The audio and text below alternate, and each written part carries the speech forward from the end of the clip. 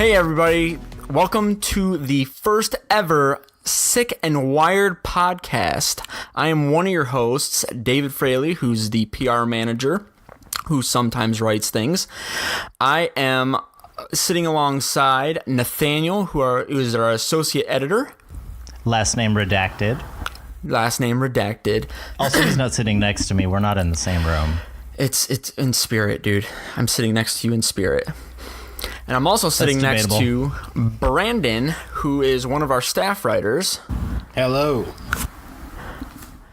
And yeah, this is awesome. I'm excited to get this first one worked on because it's obviously starting out awesome. It should be fun and very sloppy. Yes. This actually means nothing to me. I don't have any emotional investment in this. And if this never takes off, that's not true. I think we'll see. If it never takes off, we had some good times. Did we though? So I want to start off by saying, what is everybody playing right now? Nathaniel, you can go first. I've been playing nothing but Spider-Man. Yeah. So much so that I've platinumed and 100%. Actually, I thought I had 100% of the game in the save file, but after I 100%ed it went back down to 99% because there's apparently something else you can unlock. No spoilers. Really? Ooh, anyway, okay. I've been playing a ton of that. Spoilers?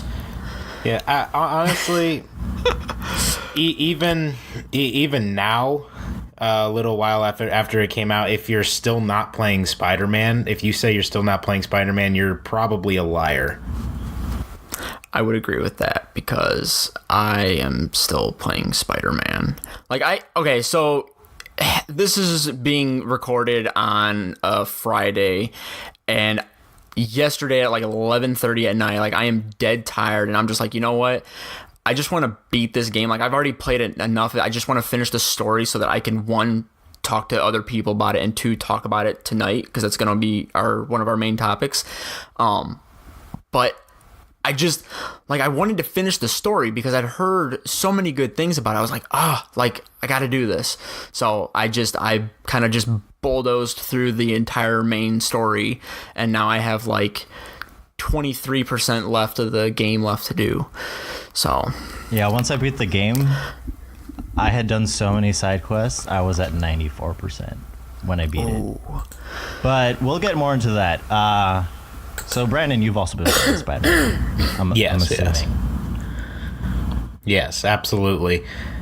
And we'll get into, since we'll be getting into that a little bit later on. What are we playing? Anything else other than that, really, at all? Yeah, I've been playing. If we are, it doesn't matter. No, go ahead. I was gonna say I've been playing a lot of Rocket League still. I've been trying to improve and do all the fancy backflips in the air, flying and hitting the goal. I actually have a buddy of mine that it was really funny because I saw him on Twitter and he was talking to some other chick that's a streamer that was super popular, and I was like, oh, okay. So I started following her.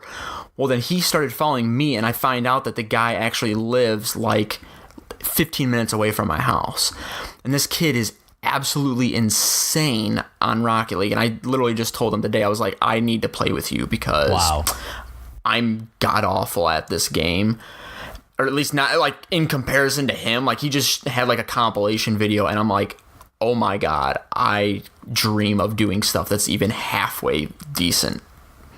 So that's about all I've been playing. All right. Spider-Man pretty much does it for me, with the exception of my occasional Paladin's indulgence. But, it's really good though. Yeah. Other Are you than talking about Paladins? Because Paladins, I won't get into Paladins. I haven't even played it, so I can't really hate on it. But what important things have happened in the news this week? Well, I think we should definitely start off by talking about the Telltale layoffs / probably inevitable shutdown. I'm gonna cry on the podcast. Yeah, and Capcom Vancouver also shutting down too. I mean, I have some immediate reactions. Mostly heartbreak, a lot of shock, because I feel like I was following the industry pretty well, but I hadn't even realized they had I knew they had layoffs in November, but I didn't realize they were this severe. And I follow like a lot of Telltale writers on Twitter, and they're really cool people, and this is just like it's huge for me. I was really looking forward to Wolf Among Us 2. I was really looking forward to the new Game of Thrones episodes they would inevitably come out with at some point in history. I was looking forward to the Stranger Things series that was announced, and I'm just devastated. Oh, I'm right there with you. Like, I'm gonna be honest, I wasn't like a huge fan of their games. Like, I tried. Like, I played a little bit of the Wolf Among Us, just couldn't get into it. Played a little bit of the very first season of The Walking Dead, just couldn't get into it. I'm not big on like the point and click stuff. That for me, just I don't know, it doesn't vibe well. But all the same, I am super bummed anytime I hear like a studio closing down, because it's like, yeah, like these people, like that's their full-time job. Like, it's not just like, you know, like for me, like I work in IT. Okay, well, unless my business goes bankrupt, which is not going to happen because we've been growing exponentially, I don't have to worry about losing my job. It's like these people, it's like, okay, well, if your game doesn't do well, or, you know, or whatever, you start suffering because of that. You know, like you're producing a product. Right. So, and just the amount of passion these people have for their projects. And I mean, all faults in their games aside, like these are real people with real passions. And there's just with Telltale alone, that's about 250 people who are looking for jobs now. Yeah. Oh yeah. What I wanted to ask you guys was, what do you guys think this means for the industry? What do you think is going to happen with those people? Like, I think this just really goes back to what was said. I can't for the life of me. Someone in PlayStation. It was back in early July now, but they said basically, you know, these games, when they're talking about specifically games like Spider-Man and The Last of Us and these PlayStation exclusives that they have that are really story based, and stuff like that. And he said, you know, the games these days, these AAA games are too big to fail. And so you're looking at the video game industry, which is expected to gross billions of dollars just in like the United States alone. You know, that, and worldwide it's astronomically more. And yet we still see all of these studios like Telltale and Capcom within the same month. The two, not these little indie studios, these are big name studios that have a lot of cred, and they're going under because they're not getting the same audience that they used to.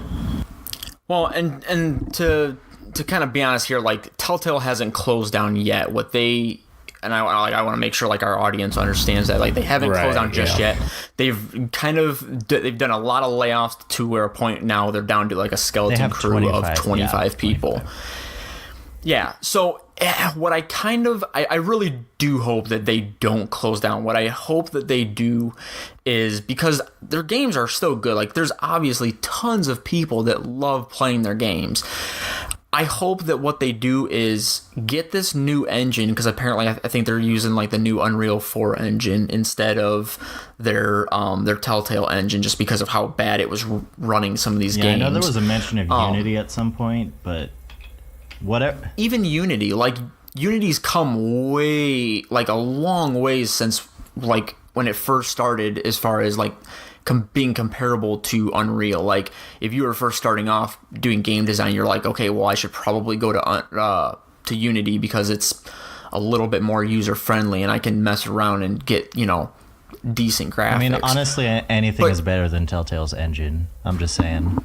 Oh yeah. It was pretty bad. But it's like, I hope what they do is, I hope they take like the time now with these games. They were pumping games out like left and right, and it's like you're going, like, I understand, like, for the fans are like, yeah, like, we're getting their games all the time, like, this is awesome, but it's like you're gonna start dropping heavily in quality by doing this, you know, and splitting up your 250 groups to, you know, however many different other smaller groups to pump these games out. So I hope they honestly, that might have been what did it for them. They put out so much content that they kind of oversaturated their own little niche.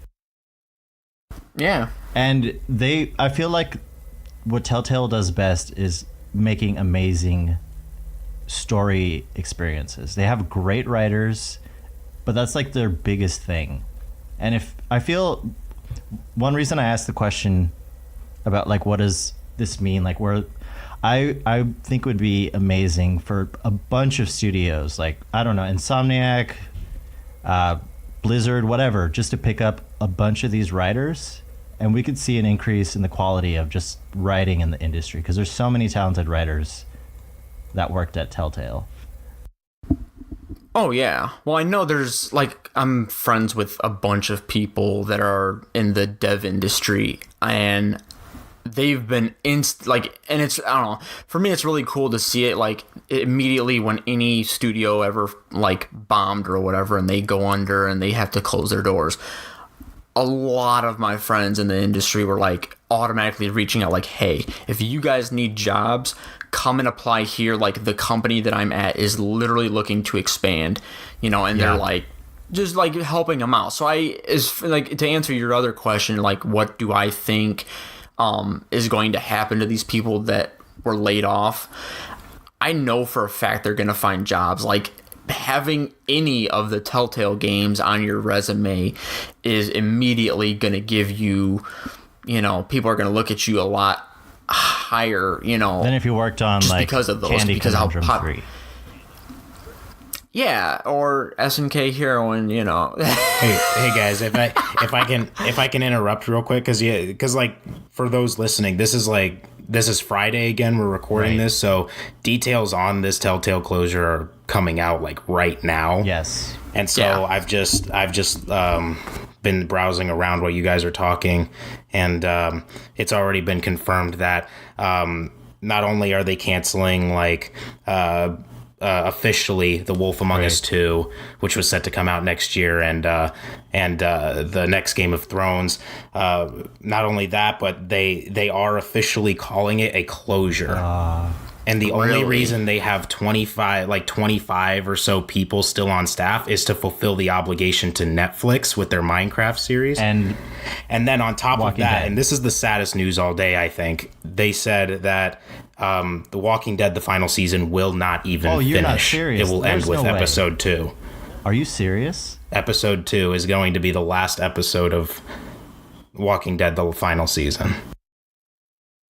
Dang. Wow. Like, that really sucks. And I'm sure we're going to find out, too, like, why, like, the sudden closure. Like, to be honest with you, like, I thought they were doing good. Like, I never heard anything like, oh, their sales were in the, you know, in the crap or anything. Like, and usually with some of these other, you know, and their games sold well. So it's like, what led up to this?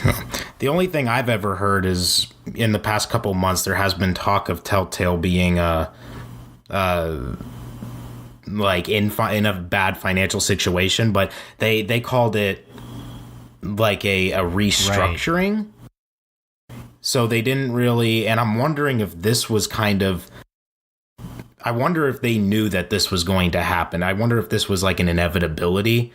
Like maybe they were trying to really push out The Walking Dead, the final season, and then come up with this restructuring thing just to ease some minds or whatever, or to keep it out of the press. But I wonder if these layoffs were ultimately have been the goal for months now. Maybe so.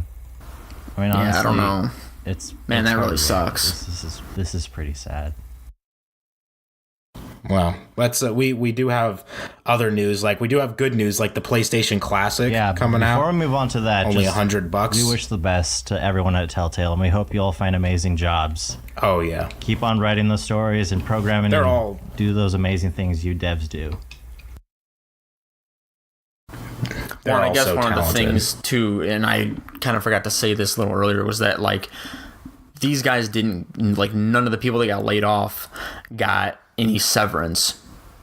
So like they just, and I guess like and I'm speaking kind of ignorantly on this. I don't really know what a severance is, but it sounds like they don't get like it's like some sort of, they don't get any pay from leaving the company, or they just get severed, just cut off, and they don't receive any money or anything.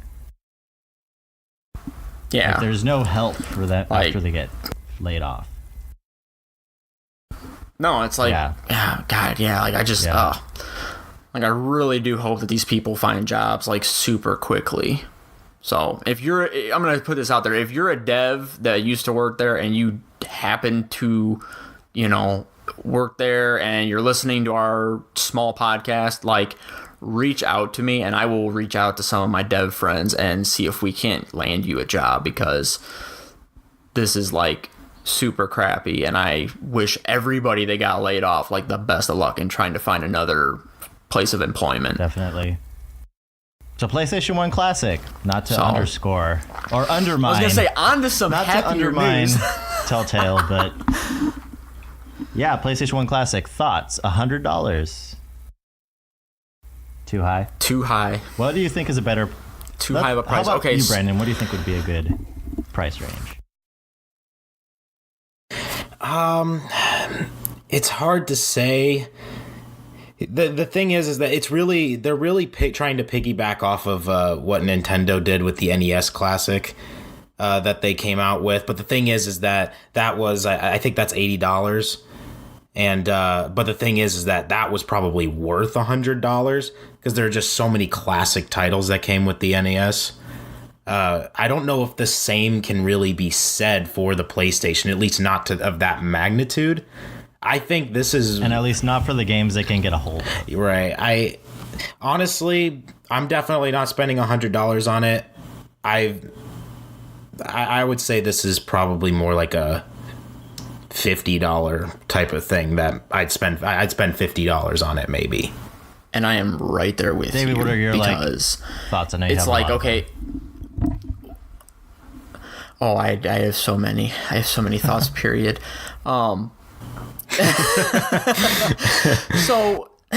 So the NES Classic, when Nintendo released that, they were like, okay, this is $60.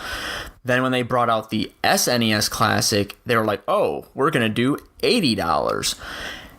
Now with this being $100, it's like, and in the fact too that it has less games. There's only 20 coming out for this little tiny console. And some of them that are the really popular ones we're probably not even going to get, because one, Crash Bandicoot has already been remastered and is on all 3 next-gen consoles. You're probably not going to see that. Spyro's getting remastered. You're probably not going to see that. And like games that I really liked, like Tony Hawk's Pro Skater 1, you're probably not going to see due to licensing issues with the music. So it's like I'm curious to see what they're going to throw out there. One, because there's obviously 20 games, and the PlayStation 1 has a pretty decent library. And I mean, yeah, the $100 price tag is just kind of a ridiculous thing. Like, if I can get 80 games or whatever out of the NES or the SNES or whatever, and you're giving me a fourth of that, like, I don't know. I don't think you should be able to charge more. 2025. Mm-hmm. Oh, really? I thought it had like way more than that. It doesn't, but it has. I can't see how PlayStation's going to be able to match the titles that the SNES does, though. Like the 25 that they have are like a really solid 25. Like you look at the 25 and you're like almost every single one of these has a good place. I don't know if PlayStation's going to be able to do that. Well, and not to mention too, okay, if you really wanted to grab these games now, you could go and spend like the $60 or whatever on a Raspberry Pi and go find all the ROMs online for free. And you're going to get it for, half the price you're going to spend on this. You're pretty much paying for the fact that it looks like, the old PlayStation, and you're getting the retro I feel controllers like it's more of too. a collector's item. than an actual functional thing. Yeah. I mean, it's functional, but it's just like, yeah. That's exactly what it is. It's just something that, you know, the collectors can go wild over. And I hope, for Sony's sake, that if they really want people to go out and buy this, that they have more on hand in these stores than Nintendo did, because Nintendo did not think that they were going to be as popular as they were, and constantly were selling out of them left and right. Like, I tried to get my hands on one because I was like, oh, classic Nintendo, I get Super Mario Bros. And all this other stuff, like, sign me up. And I still have never got one because they were that hard to find. But PlayStation's got to be careful with that, with the stock, though. There's a lot of statistics in that, but you're putting it out for $100, which is $20 more than the SNES Classic, and you haven't and PlayStation. I mean, we know 5 games for sure that are going to be on there. That's it. Final Fantasy VII, Tekken 3, R4 Ridge Racer Type 4, Jumping Flash, what the hell is that? Wild Arms. I'm just as confused as you are. And I feel like... And these are the 5 that they decided to come out and be like, you know what, to really get people excited for this, these are the 5 we're going to put out there. And they put out Jumping Flash. I can understand Final Fantasy VII and then Tekken. Those are great games. But then... oh, yeah. Yeah, it just doesn't instill a lot of faith. Well, okay, so that kind of can segue into this next little thing. So what are some games, you know, kind of briefly here, like, that you would like to see on this? So I didn't own a PlayStation, the original one. I first jumped on with PlayStation 2, so I don't actually have much input on this. I mean, I never owned a PlayStation 1 either. My buddy that lived like right next door to me had one, so I would always go over to his house and play it.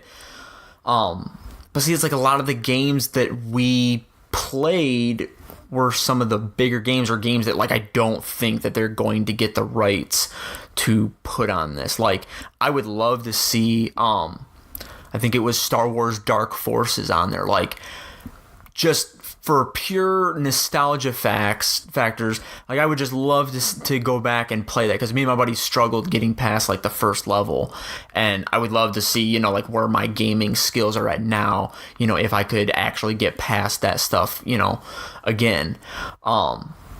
I'm almost dead positive, even though I think it's already been brought to the PlayStation 4, that we'll see like Parappa the Rapper on which is there. a very small classic. I can see that.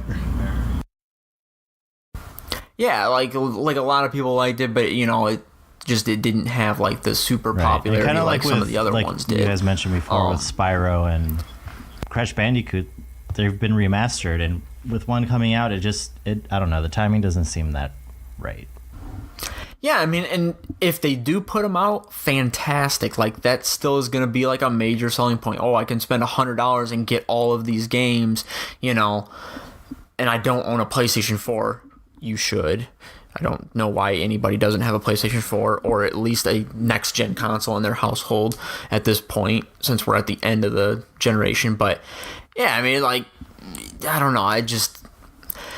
Like I said, I would love to see Tony Hawk's Pro Skater 1. If they could get the licensing or whatever all figured out and put that on there, I would go bonkers over that. Like, some games that I think would be really cool to see on there would be like the original Metal Gear Solid, Castlevania, the first 2 Resident Evils. Like, those would be like if I saw those on there, I'd be like, oh, okay, maybe $60 now. Yeah, you add those on there, and maybe if like every game on the list were games like that, then I could say you might be able to get away with a $100 price tag, but just barely. But I don't think. It's like even like Metal Gear Solid. Like, okay, well, now you've got to reach out to Konami and hope that you can get the rights to that. And Resident Evil 1 and 2 are being redone, so it's like it seems really weird that you're gonna have all these remastered games, you know, and then you're gonna try to bring back this console that they were all on and have like a bunch of retro stuff. So it's like, I don't know, it just, like you said, it just doesn't seem quite right, like I think they're gonna try to throw like a bunch of other niche titles that they had on that console on there and hope that they can bring people in to spend $100 on it. Yeah. So I think we've mostly run out of our news section time before we get into our main topic. So Brandon, you want to give us just a quick rundown of some of the other news that came out this week and where they could find it? Oh yeah, so we've got plenty of stuff. The new Life is Strange 2 trailer, the launch trailer came out yesterday as of the time of this recording. Looks awesome, so that's a nice precursor to what we're gonna get next week. Switch Online, that came out a few days ago, and it's $20 a year. So far, yeah, $20 a year, which, you know, God bless their souls for not making it. They could have easily made it 60, and I think people would have still gotten it. So I would have. I think so. Nintendo, please don't listen to this podcast. Block it out of your minds. Not that it ever entered your minds, but And some other stuff we've got. So we heard a little while back now, at this point, about Steam restrictions, and Steam came out and they basically said, hey, we're going to allow everything, literally everything, unless it violates policy or laws or and whatnot. However, the first like super mature game to come out, called Negligee, is kind of a pornographic narrative anime style game, and we're already starting to see how it's being banned in some countries like Japan, Malaysia, China, South Korea, Iceland, Ukraine, Russia, Iraq, Germany. I don't know.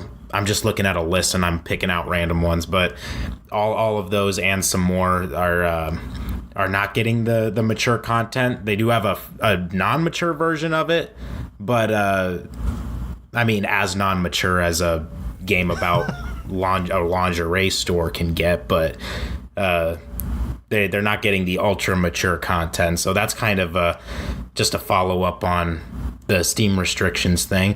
Red Dead Redemption 2 Online, we've got kind of a window for that where they're talking about November, so that's going to be really cool to see how that progresses in the coming weeks. And the official name is Red Dead Online, I believe. I think so. I wouldn't be surprised. Yeah. I think that seems pretty I feel like I fitting. read that. Which is nice that they're putting that out, like, not like super long after the game releases, but just like shortly after. So it's like if you Really don't need to release that, but they just... you could wait till next year. I know, but it's just like you have a whole game and then you have a whole online portion, and they're just like, here you go, you also get this shortly after. Anyway. Yeah, that's Rockstar for you. They're quick.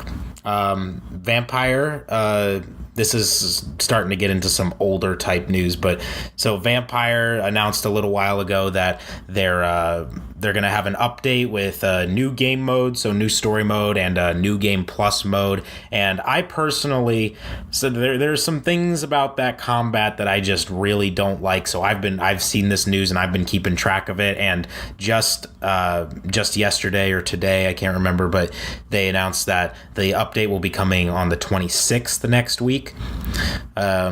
So that's something to look forward to if you're like me and you can't play games very well. A couple other quick ones. Fortnite Nintendo Switch bundle, Because why not? is going to be coming out. And then Twitch has been banned in China. You can't get Twitch in China anymore. It's blocked, which is That's kind crazy. of... I don't have all the details on it, Go China. but No, I'm not actually go China. China. But, you know, China will... China banning negligee mature content and Twitch. They're going on a rampage. How weird would it have been? How weird would it have been if they like banned Twitch, or like no Twitch, but negligee, we want it in every household. Negligee in every household. Every child will learn how to sell lingerie. Anyway, so I think it's about time we transition into our, what do you call it? Do you the want main call it topic. Main topic, core topic. Who cares? We could call it the viral topic. Oh, okay. Ooh. There we go. Yeah, we may have Thinking to change outside that. the welcome bell. to our viral topic of the week. Marvel Spider-Man PS4 Game of the Year Oh, hey, what do you know? or not? I No, that's not the majority. I guess, Brandon, you could give us a quick rundown of the reception it's gotten, and I guess our own Oh boy. our own Peter Parker Finaldi's review of the game. So the reviews have been, of course, overwhelmingly positive. Frankly, they're a little bit lower than I thought they would be, and we'll get into some reasons why here in a second. But overall, it's pretty much everybody has come up and said, even if they didn't go bonkers over the game, pretty much everybody has come on and said, this is a good game. At the very least, this is a good game worth buying, even if you wait until the price goes down or wait to buy a pre-owned copy at GameStop or something like that. This is a great game. So, And that's like the low end. You've got the higher end that's just like buy a PlayStation for this, but the low end is like still this is a good game, like you're saying. yeah, low end is like most high ends for games. So Yeah, I think at the lowest score I saw was from IGN, which was like an 8.7, which I'm baffled that even got that low. Honestly, same. I know people have vastly differing opinions, but I feel like with this game, you honestly can't go lower than a 9. It's just so well crafted. Yeah, I would agree. I don't know if it's changed recently, but last time I checked, which is a while ago now, but I think it's still got an 89 on Metacritic. Or 87. One of those. So it's not quite at a 9 there. But for Critic, we scored it a 9 out of 10, and by we I mean one of our writers, Peter Parker himself. He rated himself. So I think obviously we should stay away from spoilers. It's only been out 2 weeks or a week? Yeah, I was gonna say It's been a definitely stay couple away from weeks. spoilers. So but I think if you had to score it, like personally, apart from like Sick Critic and all that, what do you personally score it, guys? Like out of 10? I'll let you go first, Brandon. Oh, well, thank you. I get the pleasure of being put on the spot. My goodness. What have I done to deserve this? I mean, I could go first. Honestly, I think it's a 10 out of 10. It's not a perfect game, but it's the most fun I've had in years. And it's honestly now my favorite game of all time. Here's the thing. I'm a huge sucker for story, and I'm not talking about your regular like, oh, we wanted to make this into the game like Angry Birds. Oh, here's a plot too, by the way. Like, I mean, I'm into some deeper stories you got to think about, stories that make you bawl your eyes out and cry kind of stories, like those kinds of stories. That's what I'm drawn to.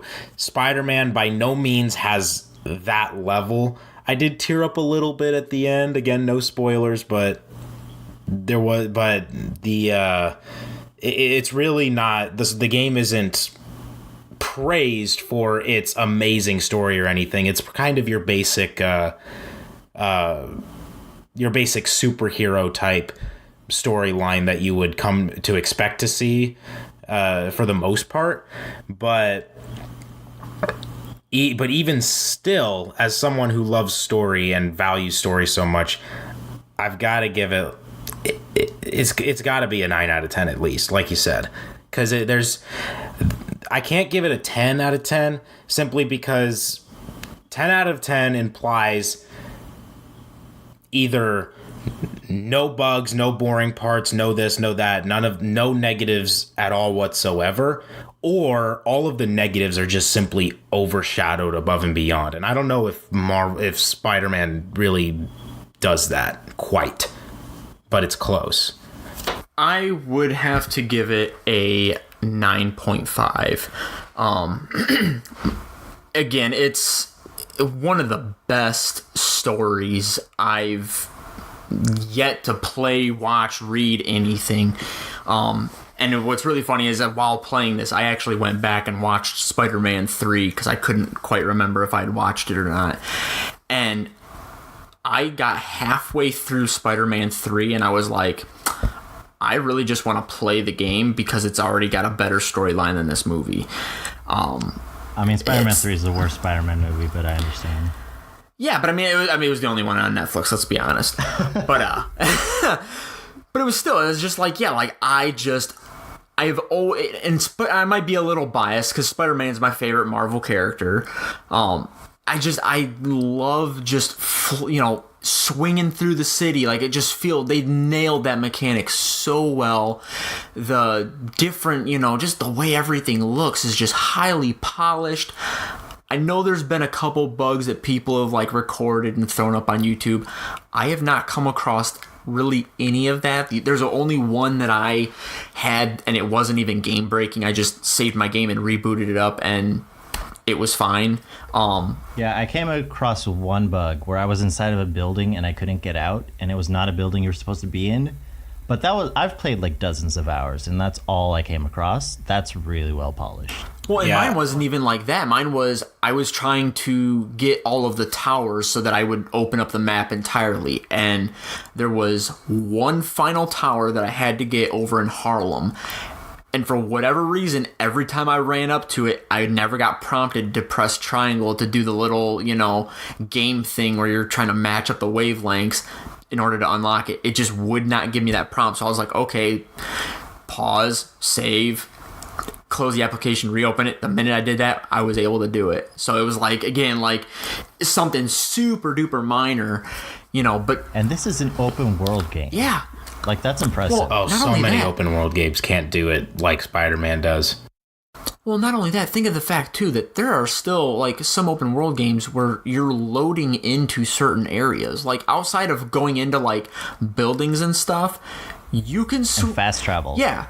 You can swing from one side of the map to the next and not load one bit. And everything, there's no frame rate drop, at least nothing that I personally experienced. I mean, the fact that like I was listening to like a spoiler cast interview, and one of the things that they were talking about that they had to like make sure that was, like spot on before they even started pressing them onto discs was the fact that like the traffic lights and the entire city is super dynamic. Like, there are people that are walking that will interact with you. Cars will follow street laws, like just all sorts of stuff. Like, if the light's red, the car will stop, and it's just like little tiny stuff like that. Like, somebody had to program that and made sure. I didn't realize that. Yeah. Like, that's amazing. It blows your mind when you think about that. And you know, when you're swinging, and running off the tops of these rooftops and everything as Spider-Man, you're not looking down and seeing that, but it's just knowing that that's there, and that's actually, that all that stuff is interacting by itself with you out without you having to even do anything is just, it's like some Harry Potter stuff, like no joke. Like, I don't understand how any of that got done, but right, kudos to them. Real quick before we go into some of the negatives, I mean, that I'm sure are pretty minor because we scored it between 9 and 10. Yeah. So,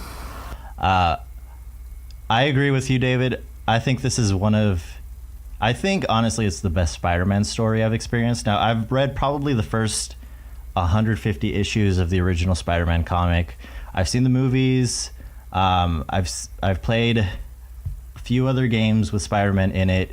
This is my favorite Spider-Man story. We've got a Spider-Man who's been Spider-Man for a while now, and it's just so seamless.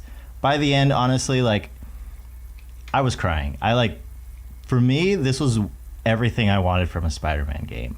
Story-wise, gameplay-wise, and the few nitpicks that there are for me, they're just more stuff for me to do. And some of it is a little bit mindless, but in the end, it was just so fun and so fulfilling and so rewarding that it just couldn't be a negative for me. It just couldn't. Well, personally for me, I'm super looking forward to when they drop New Game Plus, because I love this game so much that I am more than likely going to go back and maybe not replay the entire game, but go back and just replay at least the story. Yeah, just every now and again, like even with all these new games that are coming out, like every now and again, just going back and playing a little bit of it because it was just that well done, like easily deserving of the scores that it got. So going a little bit into the negatives, I think there were maybe some. This is probably my most minor gripe. There were a few of the villains were like a little bit underutilized, but I think it had to do more with them being supplemental characters. Yeah. Than not being written well. Brandon, you scored it the lowest. What are your thoughts on the low points for this game? Well, it's weird. I think I think really the cracks in the game come when you're done with the story and you're trying to, like, I'm still trying to platinum the game. You said you did, Nathanael. But that's when the cracks really start to show through and you start to realize things like, oh wait, you know what? Maybe flying around as Spider-Man isn't nearly as great when you're not getting as many prompts for crimes. You're not going to a story point. You're not getting calls from the various people in the game. You start to run out of things to do.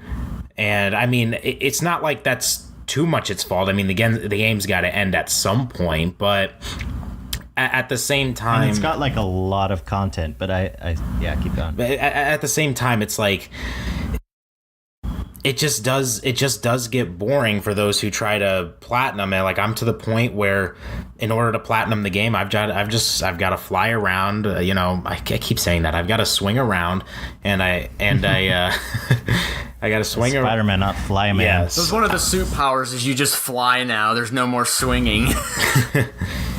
Spoiler alert, that's not a spoiler.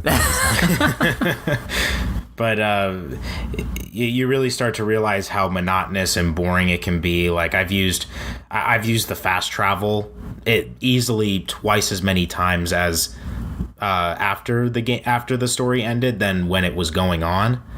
Not to say that I used it a lot when it was going on or anything. It's still very minute, but those sort of things.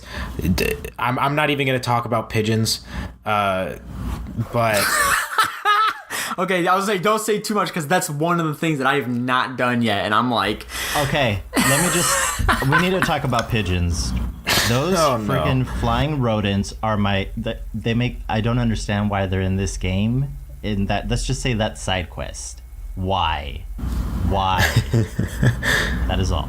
I'm not going to pretend like I didn't already collect all the pigeons, but still, like,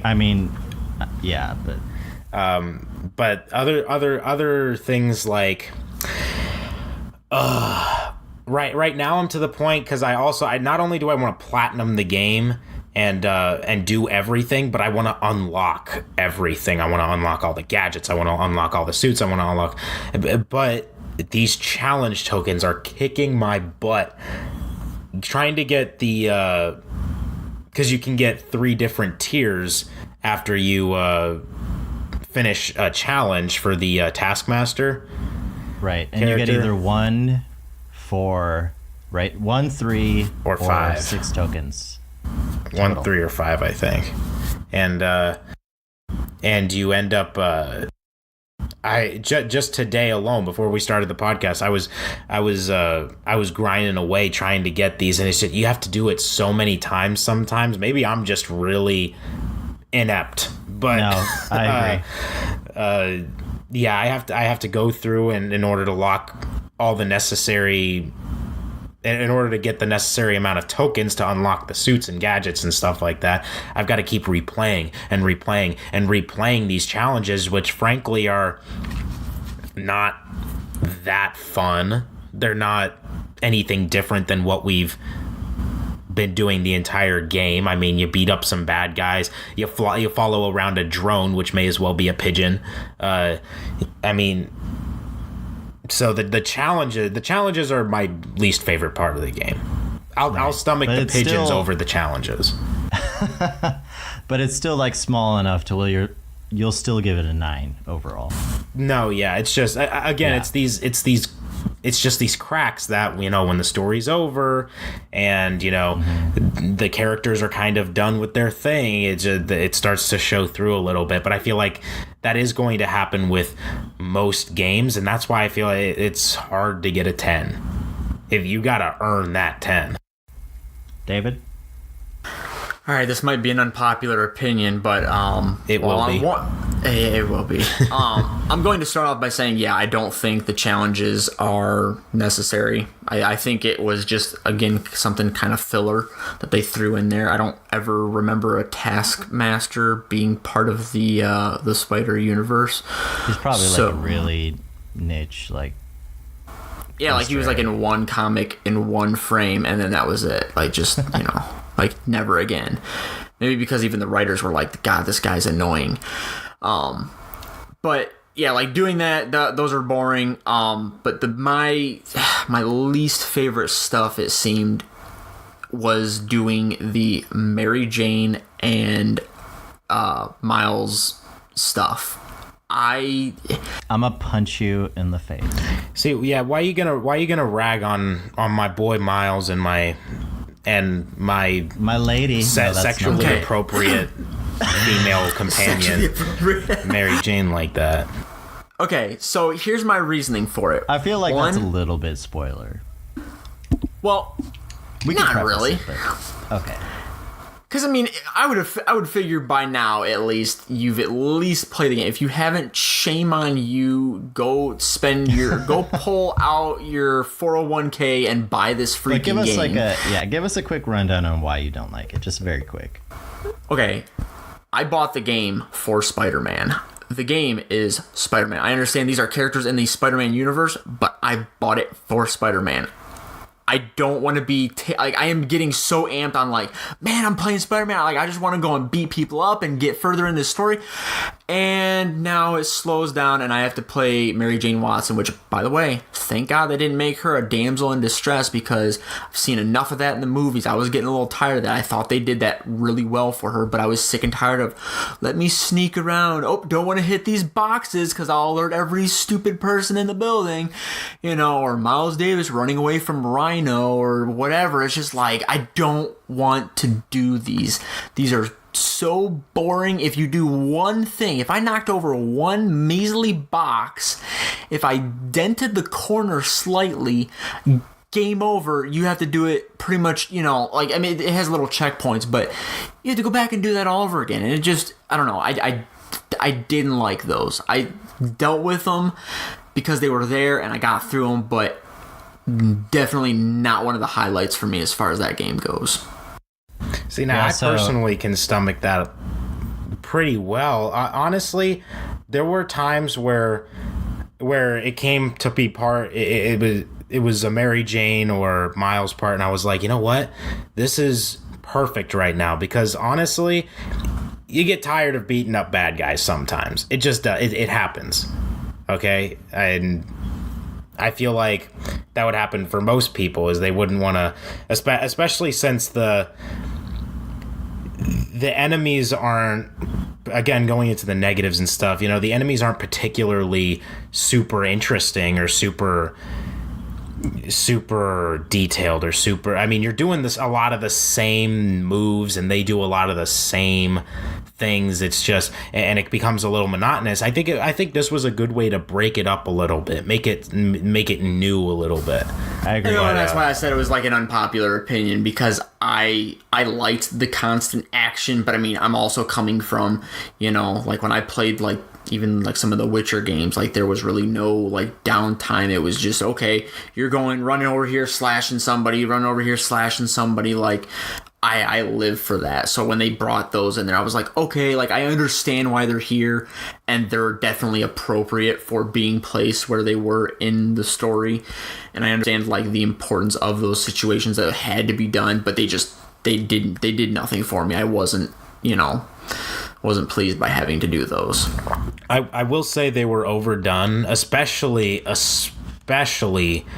Miles. I felt like a lot of the times when you played Miles, it didn't really advance too much of the story. I mean, there were a few, like a lot of the main stuff. Again, no spoilers, but the like this like where we get introduced to Miles, like that whole situation is important, and it's important to play as Miles in that situation. But there little stuff like, oh, he's walking to the feast and he has to avoid these sable guys real quick. I'm like, okay, but why did I need to play that? This is video game, movies, stuff like that. It's supposed to showcase the most interesting part of these characters' life stories, kind of thing. Why am I doing this? Like, I think it's more of a, we've spent the budget making these playable sections, let's just extend it to make it worth it, and that's like not a good reason.